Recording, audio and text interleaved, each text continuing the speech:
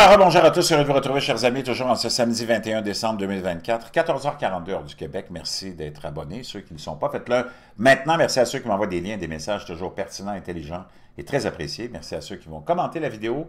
Dites-moi de quelle place vous m'écoutez, de quel endroit, et partagez cette vidéo-là et aussi écrasez le petit pouce en l'air. Imaginez-vous, il y a quelque chose de complètement hallucinant qui vient de se produire et c'est la nouvelle suivante.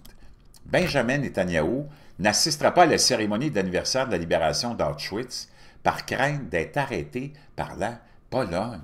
Imaginez-vous, c'est complètement hallucinant. Wow!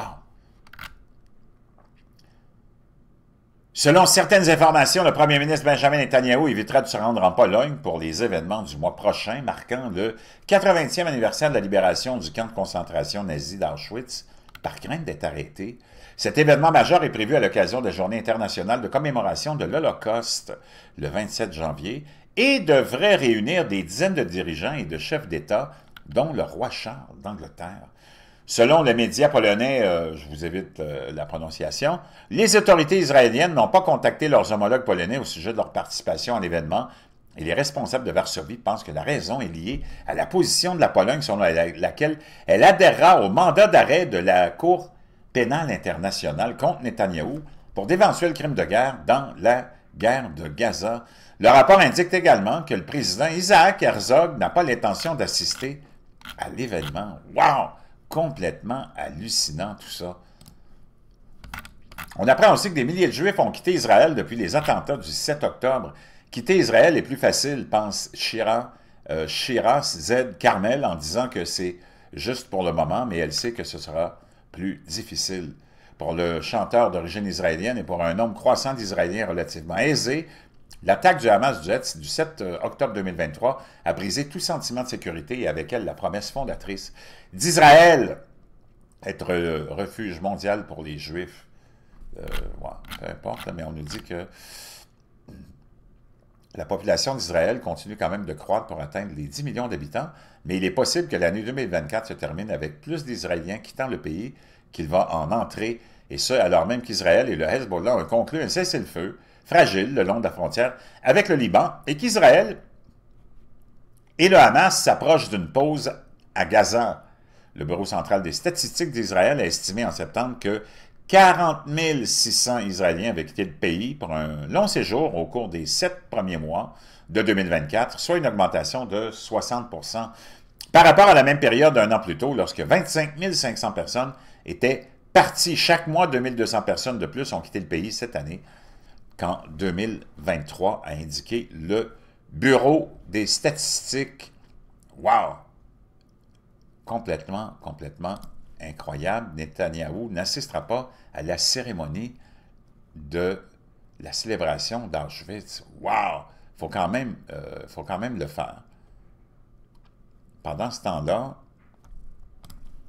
la Pologne, elle, selon le Jerusalem Post, dit que Netanyahou sera arrêté s'il se rend au mémorium d'Auschwitz, affirme le gouvernement polonais. Wow! On est dans un autre univers, là. Qui l'eût cru qu'un gouvernement, surtout comme celui de la Pologne, puisse arrêter Benjamin Netanyahou. Wow! Le ministre de l'Éducation, Yoav Kirsch, sera le seul représentant au 80e anniversaire de la libération d'Auschwitz le 27 janvier. Le vice-ministre polonais des Affaires étrangères, Bartosz Zumski, a déclaré que si le premier ministre Netanyahou venait en Pologne, il serait arrêté conformément à l'engagement du pays envers la Cour pénale internationale.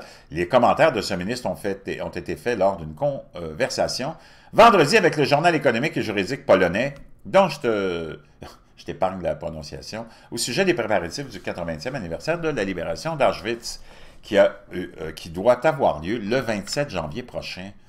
En novembre, Netanyahou a été inculpé aux côtés de l'ancien ministre de la Défense, Yoav Gallant, pour une série de crimes.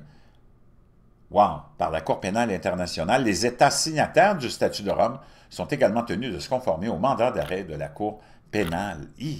Cet anniversaire est généralement un événement d'État majeur. Cependant, les responsables israéliens ont refusé de confirmer si Netanyahou serait autorisé à y assister, et la participation du président Herzog semble également peu probable. Le ministre de l'Éducation, Kish, sera le seul représentant du gouvernement israélien. Wow, c'est complètement hallucinant.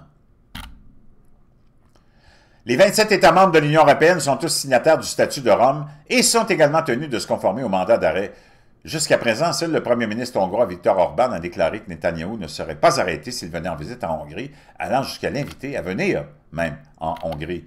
Plusieurs États membres de l'Union européenne avaient initialement annoncé qu'ils arrêteraient M. Netanyahou s'il arrivait sur leur territoire. Toutefois, plusieurs d'entre eux ont désormais fait marche arrière, partiellement ou totalement. La France avait initialement déclaré qu'elle se conformerait pleinement au mandat d'arrêt, mais après les négociations pour un cessez-le-feu au Liban, la France a ensuite déclaré que Netanyahou serait protégé par l'immunité diplomatique. D'autres États membres de l'Union européenne ont confirmé qu'ils arrêteraient Netanyahou indépendamment de l'immunité diplomatique, notamment l'Espagne, les Pays-Bas, la Belgique, l'Irlande, la Lituanie et la Slovénie. Je peux te dire une chose, je ne sais pas comment l'année va se terminer, mais ça chauffe, ça chauffe.